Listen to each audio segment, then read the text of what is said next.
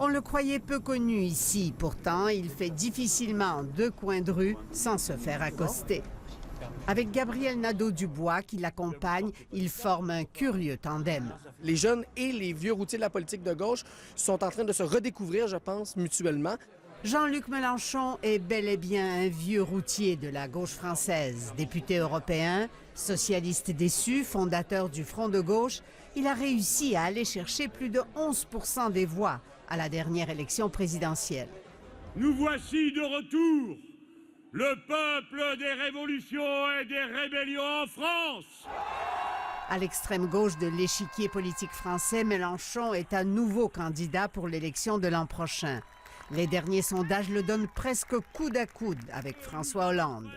Mais que compte-t-il faire au Québec, où on vient à peine de fermer la porte derrière Marine Le Pen?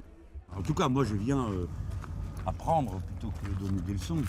Son attitude ou sa couleur politique, toujours est-il que les centrales syndicales, les ténors du Parti québécois et Québec solidaire ont tous répondu présent. Au programme des discussions, les accords de libre-échange transatlantique, l'environnement et la francophonie. La francophonie pourrait être un espace politique dans lequel chacune de nos nations, tout d'un coup, pourrait voir plus grand qu'elle. Ça existe davantage que de se retrouver avec des Lituaniens qui sont charmants, mais que nous ne connaissons pas. Tandis que les Québécois, eh bien, c'est comme si nous avions été élevés au même biberon.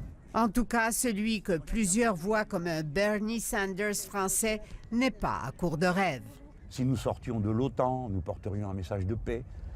Si nous décidions de nous tourner plutôt vers les Québécois, les Brésiliens, que vers ce conglomérat absurde de petits vieux accrochés à leur rente que sont devenus les Allemands et les Polonais, peut-être que l'humanité pourrait être meilleure.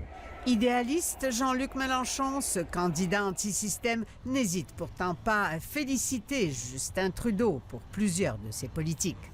Peut-être avez-vous des élites moins bornées que les nôtres et qui sont capables de se remettre en cause et de comprendre que nous sommes au XXIe siècle.